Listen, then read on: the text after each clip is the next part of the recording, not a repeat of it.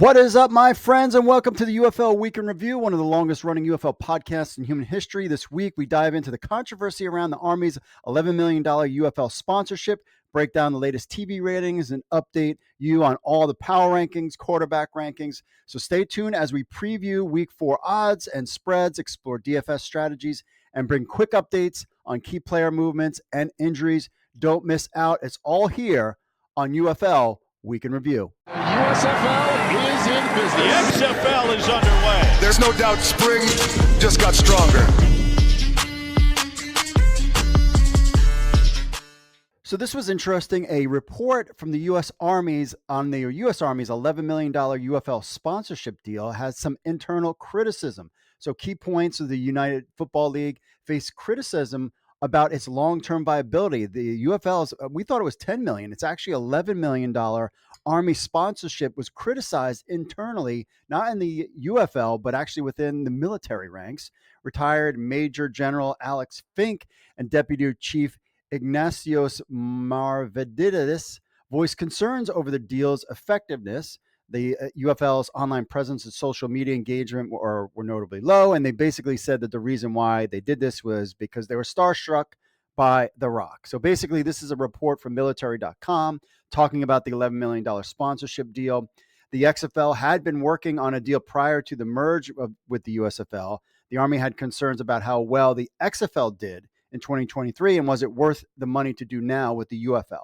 That's kind of where this came from. So the Army pitch originally started as a $25 million sponsorship with the XFL in February of 2023. That was the initial launch. I don't remember seeing Army stuff with the XFL in 2023. Then during that time in March, the Army's marketing arm warned in March of 2023 that the XFL had little meaningful online presence and low social media engagement. Now remember, the league had just started in February, but okay. Fig noted in a memo obtained by military.com that less than 1,500 posts fell within the 18 to 35 age range, the Army's target audience. That's who they're going for. And this is kind of where I understand where the Army's issue is. They're looking for 18 to 35, and that's a hard demographic to take. And that's not the demographic that the UFL really targets. I mean, you got to think of like video game players and those kind of things, not necessarily the football XFL, because that's your 20 somethings, your 30s and your 40s, not young recruits to join the Army. There was concern about the ratings. The XFL had minimum unique market coverage not already supported by the Army's current media plan.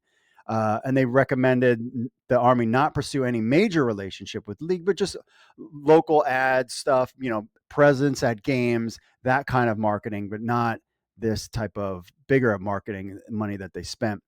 Mavridis recommended that the Army not pursue any major relationship with the league and focus on local level games, reaching attendees that went to games. Basically, the reason why this deal went down and why he's so important, Dwayne Johnson's influence, despite officials around him warning him against the idea, they basically all said don't do it. But Army Chief of Staff Randy George this basically came in part thanks to him. The potential of a partnership with Dwayne "The Rock" Johnson was a factor in why this deal happened. The idea is that Johnson's social media followings could make an endorsement from him more valuable than any level of in-game sponsorship, but it was uncertain if he didn't have any obligation to promote the Army stuff. This article came out earlier, but then The Rock did come out and say, very cool, honored to announce our UFL partnership. This came out a couple days later, I think after the article, or around when the article did, where The Rock is kind of promoting this stuff. And I mean, this, got a bunch of likes and social media stuff. So he did do that. Now, the future, what does the future hold? This was an interesting note that the internal data shows the UFL sponsorship will only result in 160 to 891 recruits. Now, this is talking about before everything happened, how things turn out now and where we see this partnership going. I think it's important. Hopefully, maybe they renew next year. I assume that they probably won't. Hopefully they do. Because that Army is all over everything. It's they're getting, I think, a lot more exposure at any game and any sponsorship I've rather heard, the replay center, the Army, whatever replay center. Then they have, interviewing people on the sidelines. Again, a unique, different thing that why being in the Army is good. And I think all that thing is great. They have the Army on the logos and all this other things that they're doing. The question is it that young generation watching these games? And that's, I think, where the disconnect is between some people within the Army's media wing and others. But again, getting exposure from Dwayne "The Rock" Johnson is huge. You think about how valuable it is when he posts something on Instagram or Twitter. I mean, they could, who knows, maybe they got 150 recruits just from him, one tweet. You just don't know. But this is something that was interesting that, Army.com talking about the UFL. And this was a big get for the UFL, $11 million. I believe it's just one season. It was huge for the league. And I trying to make this league profitable. But again, everything boils down to getting fannies in the stands, getting attendance numbers up. The ratings are good, definitely good and strong. And, this is the base. This is the ground floor for this league, and partnerships like the Army are critical. And if this turns out to do well for the Army, that is something that they can sell in future other sponsorship deals and get more money, which then in turn helps the league. The UFL ratings are in, and our main man, Mike Mitchell from Sports Illustrated, he's got it all down, and Sue breaks it down for us. First of all, we get right into it. So week 3 TV ratings, average viewership Saturday, the DC Arlington game on ESPN, 534,000 viewers. That's the lowest it's been all season. Memphis Showboats Birmingham Stallions on Fox, 837,000. And then Houston and Michigan on Sunday on ABC, 974,000. In St. Louis and San Antonio, the premier game of the week, in my opinion, 4 p.m. start, 1.023 million viewers. That is the numbers. As far as the other numbers you might want to know about for this past weekend, we have them here on our schedule site on UFL News Hub. Attendance for the Renegades DC Defenders game with the ratings of 534,000 were 8,411. That is meh for a defending champion. I know that they're not winning, but still it's early on in the season. Arlington is kind of, we knew they would be middle of the pack, if not below, when it comes to attendance, and they're not going anywhere. They paid $3 million, and that's the hub. So Arlington is fine. Birmingham Stallions attendance, 12,265. We were concerned about this. We thought maybe it could be really bad, but 12,000 is a respectable number for the two-time champion and undefeated Birmingham Stallions. You would think it would be more, but again, remember, they really kicked things off in January. It's something to keep in mind. Disappointing numbers for Michigan Panthers, who actually have a good team, 6,952 on the attendance of the 974,000 people watching it on TV. And then the final game at the Alamo Dome, 11,790 with the over 1 million people watching that game. It is so critical for both of these this league that they are able to have games on Fox and ABC. So the ESPN game got 500,000. The Fox game, 837,000 on their prime time. And then, of course, the two games were on ABC on Sunday. Fox Sports gallops with an 8% viewership increase with Saturday's 33-14 UFL win by the undefeated Birmingham Stallions. The primetime matchup on Fox scored 837,000 viewers, bettering the equivalent to the 2023 USFL matchup on Fox at 763,000. They go on the game peaked at 1.086 million viewers at 10 p.m., between 10 p.m. and 10:14. So that's good numbers there. Mike Mitchell has his breakdown on Atheon Sports, where he talks about the 4 UFL games for week 2 had average viewership of 842,000, a 38% bump over the average viewership of the XFL and USFL for their week 2 ratings a year ago. However, it remains to be seen how they do that. Of course, he's got the numbers. He breaks it all down. The DC game went up against the Ohio Buckeyes spring game on Fox, which got 660,000 viewers, plus the NHL on ABC and ESPN's college softball and Premier Soccer on NBC. Also, it went up against the Masters on CBS. That was the DC Defenders game. The 800,000 Memphis Showboats game. They had the NHL on ABC was the main competitor Saturday night on Fox.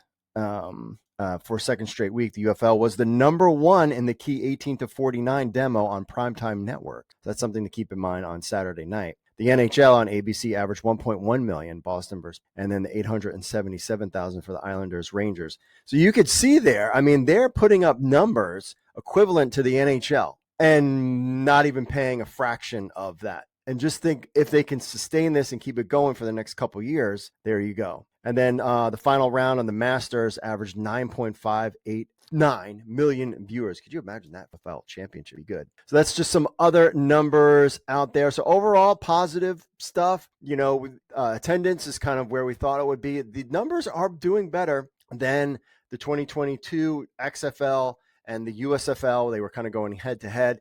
The different time of year, that's an interesting thing, whether or not they continue to do that next year or they keep it this year. But the numbers are good compared to when in February when the XFL started. But when you think about the USFL, when they started, but again, they were kind of going head to head in the beginning, fracturing the audience. Again, it comes down to the product and it comes down to trust. The football is great. The games are good. The players are good. The quarterback play has been great. So that is not an issue. It's just now as a matter of that the foundation is set and it's just bringing in people to kind of watch the games and get connected to the league. And especially, I mean, if I was them and I knew they do listen, I would wait till about week 8 or so. And as long as everything's cool and you guys got to figure what's going on, start talking about expansion. And then that should drive interest even more because people will be like, oh, well, I want a team in my area. And then you kind of go from there. I think you would do that. And just to show that the league is expanding, we're already talking about adding 2 teams next season. I think you need to do that during the season. Don't do that in the middle of the summer. I think that would generate a lot of buzz. And people want to trust the product. They've gotten burned by the XFL twice. I mean, if you forget about the 2001 XFL, but the 2020 XFL and 2023. I mean, think about Seattle and Orlando in particular. Locations that didn't have a team. The New York Guardians, in 2020, and then Los Angeles, they got kind of hosed too. So you kind of burned those groups. The USFL, I mean, they were kind of in one location and they were kind of de facto teams. I mean, Pittsburgh wasn't playing in Pittsburgh, but, and then you think about Tampa Bay Bandits were there. Now it's the Memphis Showboats. Stability is really, and time, I think, is what this league needs. And I think these numbers are proving it. What do you think? Let us know about the numbers in the comments. Hey, football fans! Just because the NFL season has wrapped doesn't mean the thrill of fantasy football has to end. Introducing NewsHubFantasy.com, your year-round fantasy football haven. Dive into the action with the United Football League and Canadian Football League. Whether it's the UFL's dynamic plays or the CFL's strategic battles, we've got you covered with fantasy leagues and weekly pick'em games that keep the competition fierce and the stakes high, all season long. Best of all, it's absolutely free. Join existing leagues to challenge the community, or create private leagues to compete with friends. With NewsHubFantasy.com, the game never stops. Strategy, camaraderie, and the chase for fantasy football glory continues beyond the NFL, bringing you closer to the sport you love every day. Don't sit on the sidelines. Visit NewsHubFantasy.com today, sign up for free, and keep your fantasy football season going. Because here, the game never ends. NewsHubFantasy.com, where football fantasy lives all year round. All right, we have our Week 3 Power Rankings, Revenge of the DC Defenders. I like that, Jonathan. Clink with the recap. Number 1, Birmingham Stallions, no question about it, 3-0. They defeated Arlington, Michigan, and Memphis, all in big fashions. I think all beating the spread for the most part. They are ranked number 1, simply the dominant team. Nothing. And they finally actually now have a good court. Adrian Martinez is the guy at quarterback. So he is leading the way, and he is the quarterback and going out instead of Matt Corral. St. Louis Battlehawks, they lost, and they defeated Arlington and San Antonio. Again, that San Antonio win, Chase Garbers was hurt. He's got them at number 2. St. Louis Battlehawks 2-1. They were previously 3 last week. One of the top teams. We will see how they do this week. They're the top team in the X division. They got all the weapons. Jahcour Pearson could be coming back soon. Battlehawks looked every game close. If it wasn't for that 64-yard field goal with Jake Bates, they would be 3-0 right now. That's something to keep in mind going forward. San Antonio Brahmas 2-1. I'm concerned about them. Quentin Dormandy will probably be the quarterback. Chase Garber's out. They defeated DC and Memphis, but they lost to St. Louis. They were previously 2. They're dropped to 3. I'm concerned, but Quentin Dormandy played well in a bad Orlando team. We'll see how he does. He was kind of mixed. I mean, they beat the DC Defenders. Number 4, Michigan Panthers. I think they're a good team, 2-1. EJ Perry is a good quarterback.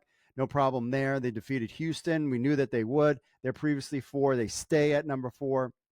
I don't have a problem with that. They could potentially move up this week. DC Defenders back in the game. We're 2-1. Lost to San Antonio, but then beat Houston and Arlington, both games. I mean, even Houston kind of had a little shot there at the end. An Arlington game with a last-second field goal. They were previously 5. They stay at 5. We defeated the Arlington Renegades. Renegades are a lot better than their record indicates, and they're playing well. I hope they keep Luis Perez in there. I don't think he is the problem, but we'll see how they're going. DC will have a test week 4, traveling to Birmingham to take on the Stallions. That is going to be a good game. Arlington Renegades 0-3, but he's got them at number 6. They've lost, but the games have been close. When St. Louis and DC, Birmingham, again, is they're the best team. They were previously ranked 6. So they stay there. Even though they haven't won a game, but they played well, they are going against the Roughnecks this week. I think they'll take care of business with the Roughnecks. Memphis Showboats, they're 1-2. Again, they defeated Houston, but they lost to San Antonio. Close. Birmingham is Birmingham. They're at number 7. Concerned about offensive line play for the Memphis Showboats. They've got, problem with the running game, problem blocking for Chase Cookus. So I'm a little concerned about them going forward for the Memphis Showboats. That's really kind of where they're definitely have weaknesses. And of course, number 8, Houston Roughnecks 0-3. Lost to Memphis, lost to DC, lost to Michigan. They are ranked 8th. I think they have a quarterback, can Reed Sinnott. It's just trying to put all the pieces together. Their defense, on defense, Houston really struggled against Michigan's dual threat quarterback.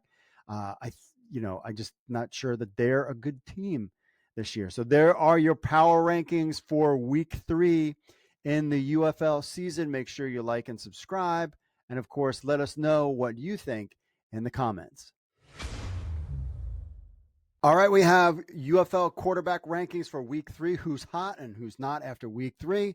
This is from Aaron Sauter. We've got this. Number 1, EJ Perry. Massive week. EJ Perry, a guy we're looking at for DFS. Panthers picked up important USFL conference win against the Houston Roughneck. Showed why he's one of the top guys now. 16 of 19, 208 yards and 1 touchdown, no picks. Plus 60 rushing yards on 9 carries and 2 rushing touchdowns. 193.5 QB rating. Number 2, Birmingham Stallions. They've got their quarterback, Adrian Martinez. Great game. Played the whole way out. Completed 18 of 28 passes. 334 yards, 2 touchdowns, no picks. 5 runs for 44 yards. He's got a 181.1 QB rating. Number 3, DC Defenders, America's team, Jordan Talmo. Last 2 games, he's done enough to lead this team to wins. This week, he completed 11 of 24, 188 yards, 2 touchdowns, no picks. Kickstarted that Defenders running game in the 4th quarter, allowing the Defenders, of course, to steal that win against the Renegades. 139.1 QBR this week. He made the plays that needed to happen. Showed why he is one of the top offensive players in the league. Number 4, Luis Perez. Just more consistency. 24 of 40. 290 yards and 2 touchdown passes, no picks. He had a QB rating of 137.4. Number 5, AJ McCarron, another battle-tested quarterback who does need to help his offense get into the end zone. This week, McCarron, 19 of 27, only 152 yards and 1 touchdown. Also ran the ball 4 times for 21 yards, including a rushing touchdown. But his performance was enough to bring the Battlehawks and beat the San Antonio Brahmas, 129.9 QBR rating. But we learned later about Chase Garbers and his injury affecting. He is out for the season. So that game, and he was in the game at the end. So who knows how that game would have turned out for the Battlehawks. But not a great game for A.J. McCarron. Of course, Chase Garbers, we talked about that. The Brahmas found themselves down in the second half, trying to find a way to win, even with the game's disappointing ending. 27 of 41, 143 yards, and 1 touchdown, no pick. But he is now out for the season, and he was one of the top guys, and a guy he could come back at the end of the season. He had a 103.2 QB rating. He could be back towards there's when you're on the injured reserve, it's for 5 games. So he could come back in that week 8, 9, 10-ish range. We'll have to kind of see how that goes out. Case Cookus, a guy, he's at number 7. One of the guys that I was like really high on this year, 15 of 22, 139 yards, a QB rating of 91.6. Didn't really, he was on the bench for a little bit. Troy Williams came in. He completed 11 of 19 for 100 yards with 1 interception. Oh, Cookus earned a 136.3.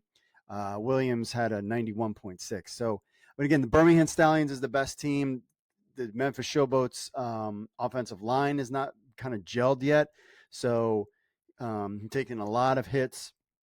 We'll see how he does. He's definitely a guy I'm staying away from on fantasy. And Reed Sinnett, even though he is number 8, he's still 19 of 28, 197 yards, 1 touchdown, 1 pick. He also added a rushing touchdown, running the ball 5 times for 19 yards, 131.6. So overall, these quarterbacks are playing well. I would say Case Cookus, I was hoping to see more from him.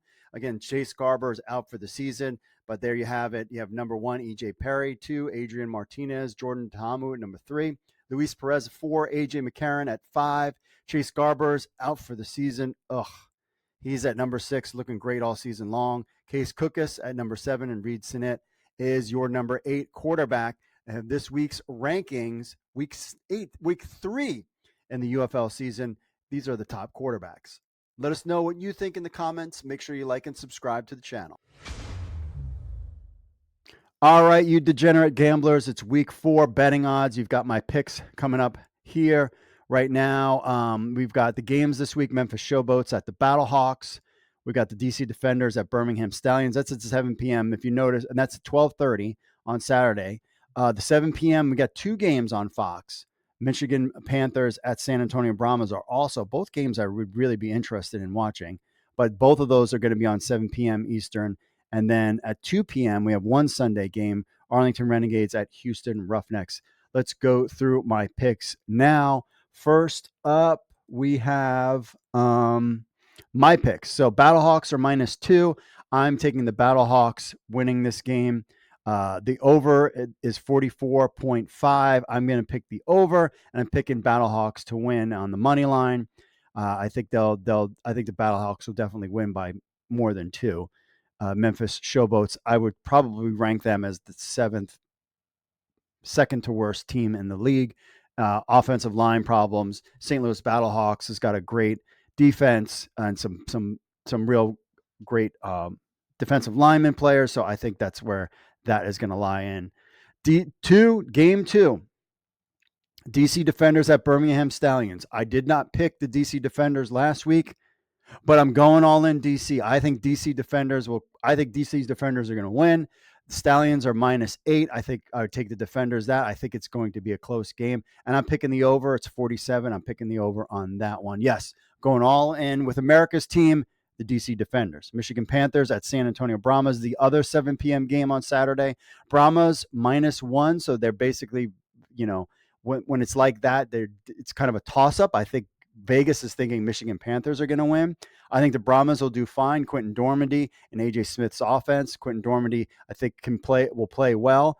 The over is 41. I'm picking the over in that. I think both teams. E.J. Perry is a guy that we're high on, but I think the Brahmas are going to win. The money line, I'm picking Brahmas on that one. That's game 3. Game 4, Arlington Renegades, Houston Roughnecks.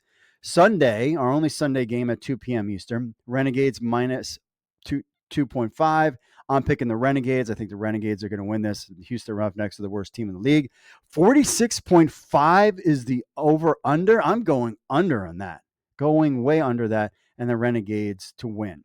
As far as Finn's parlay going, we got the DC Defenders with the spread, the Brahma Panthers game over. We're definitely taking the over on that, though I probably would even, if you want to swap out I think they're going to put up points. You could probably swap out the under on the Arlington Roughnecks game also, if you wanted to put it in there. And then the Renegades, picking the Renegades to win over Houston. $1 pays $5.99. And I'm also parlaying in the over, under. $1 pays out $13.28. Just for some fun there. I have some other picks, but basically this is kind of in the realm that my picks are going in. Remember, we have Pick'em game on UFL News Hub Fantasy. You can pick theirs. I totally forgot the last couple of weeks, but you could see some of the top players. And then basically you pick the game, you pick the total, and then you pick the attendance. And then you add that, save that, and it does a calculation. So this is new to the site. So it's newshubfantasy.com/UFL/Pick'em. You just create your account, and then you can be part of the list of everybody. Ron is leading the way, and John is in second place. And so I keep forgetting to do this. I need to add some functionality to remind everybody to do your Pick'em picks as well. On to DFS. All right, DFS, my friends, DFS. I've got EJ Perry as my, I think that's going to be a big game. Ricky Pearson Jr., a consistent running back. There are very few. He is a consistent running back. I would have him in lineups all the time. Tyler Vaughn's, again, he's a guy that's been playing consistent and well. Marcus Sims. I'm going with Marcel Aitman. Hopefully he'll do better than what he did last week.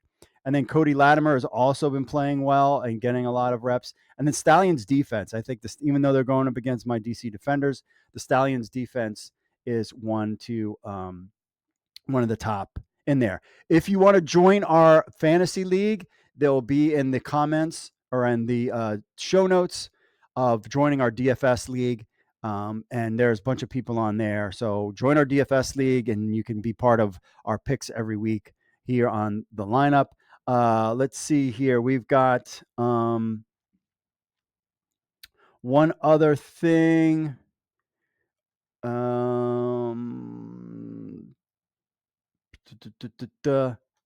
We've got our pal, and he didn't put his name in the email. I think it's Jim.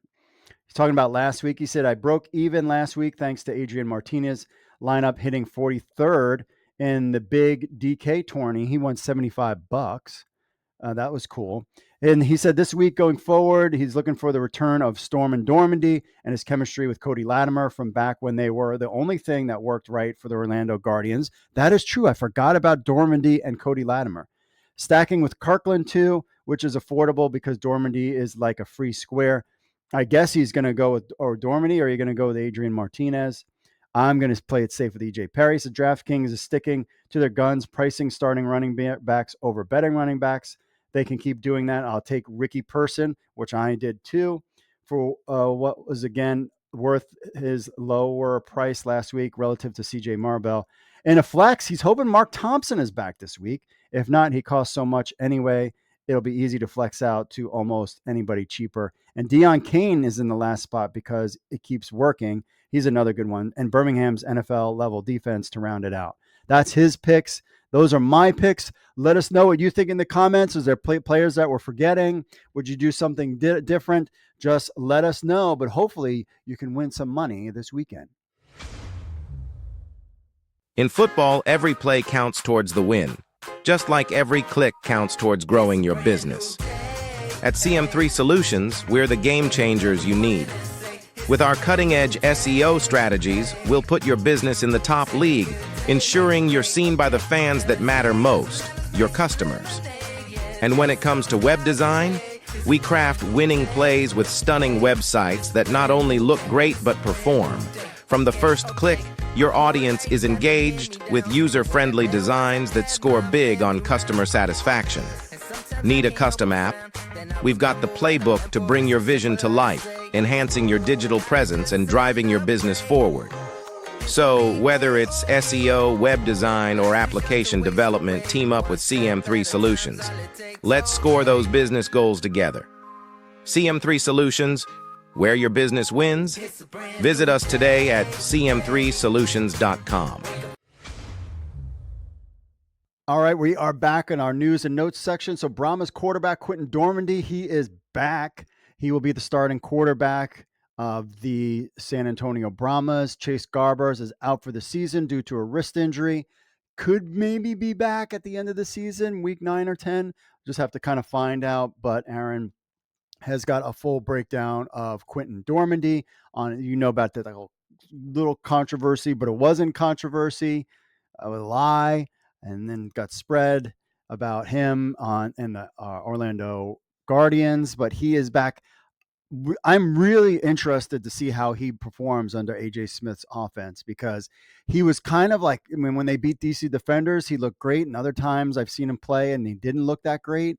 But with Cody Latimer, he's been at that offense now for a couple weeks. He's the guy. So we'll see how he does in the when he takes over this week. Big one. Battlehawks activate Jahcour Pearson, probably one of the top wide receivers in the UFL. He is now back. They waived Jeff Thomas, making room for him. May finally be making his appearance. We don't know yet. He's been activated. He is he began practicing, so we don't know when he's coming back yet. But Jahcour Pearson is back. I probably wouldn't have him in my lineup or any kind of fantasy stuff, but definitely fantasy football. You want to definitely pick him up, because I think he is going to be a star with AJ McCarron as his quarterback. He could put up some big numbers, and I think the Battlehawks offense might take off once they have a stacked offense. Other news: Chris Blewett is out, the kicker for the Birmingham Stallions, and Ramiz Ahmed returns to spring football. Let's see. Ahmed was the original Pittsburgh Maulers kicker. He has the longest kick in UFL history with 61-yard field goal, earned him an NFL roster spot in 2022 with the Packers. End up being definitely couldn't unseat Mason Crosby, but he is back. So another kicker there, and Brahmas have secured Kevin Hogan to add to their roster, former Commanders quarterback with the injury to Chase Garber. So he is there. And also the Brahmas add running back Morgan Ellison. You might remember him with so Quinton Dormandy is your new guy, Seattle Sea Dragons running back Morgan Ellison. And he was a good player. So we'll see where he kind of lands on with the team. But again, I mean, there's whole different, there's still a lot of great players out there waiting to get picked up that could be on other teams. Hopefully the league expands to 2 more teams next season. I'm going to have an article coming out soon this weekend talking about some expansion potential stuff. So stay tuned for that. But that's the latest roster moves going on for the UFL this week. All right, let's wrap up the show with Ken checking in. He said, watching the UFL this weekend, noting how the New Jersey Generals would have done better in attendance than most of the UFL. I also look at Adrian Martinez, and I remember that he was the top pick of the Generals in their draft. Hope Mike Riley and the Generals are back in the league next year. I feel they would have been an excellent UFL team this year. Agreed. New Jersey Generals, I would say the Philadelphia Stars is a team that could potentially return next season. I think they are learning how things are going. Would a New Jersey Generals or Philadelphia, I don't know if they might stay away from New Jersey, but Philadelphia has been a city area that has been rumblings of that a potential they could return there. It's Michigan and Memphis just have not shown out. again, give it another year, maybe. Are they willing to wait another year? Potentially, I maybe would just give it another year or a full off season of trying to, go through this process. But I think, I don't know about New Jersey because New York, New Jersey is expensive. I mean, I guess it's not new. I mean, you could do New Jersey and get those New York fans and not be in New York City. But I know that I think that the league is staying away from New York and California are two states that they are staying away from. I think Philadelphia should definitely be on the radar and have hope, you Philadelphia Stars fans.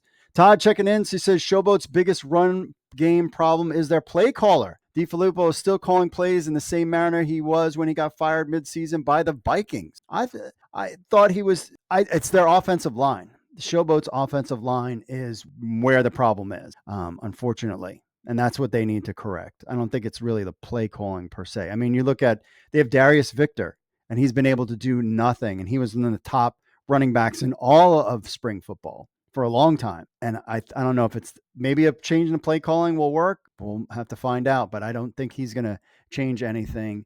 And that's another, franchise that is concerning. Definitely concerning there. All right, my friends, that's it for this week's show. Enjoy the games this week. Remember, we have 2 Saturday games going on at the same time. That's a first in the spring football era. We haven't seen that. So we'll see how that plays out in the ratings and in attendance. Those are numbers that because we want to get an idea of what the pulse of the league is at. Remember, if you want to be part of the show, email me podcast@uflnewshub.com or call us 888-430-7692 extension 3. Always to be part of the fun. All right, enjoy the games this weekend, my friends. We are so close. Next week, we'll be talking about the halfway point of the UFL season. Can you believe that? But it's been fun. And I've enjoyed it. Get involved, play with DFS, get involved in News Hub Fantasy. And I think as each week goes, more and more people are starting to see the league and getting interested into it.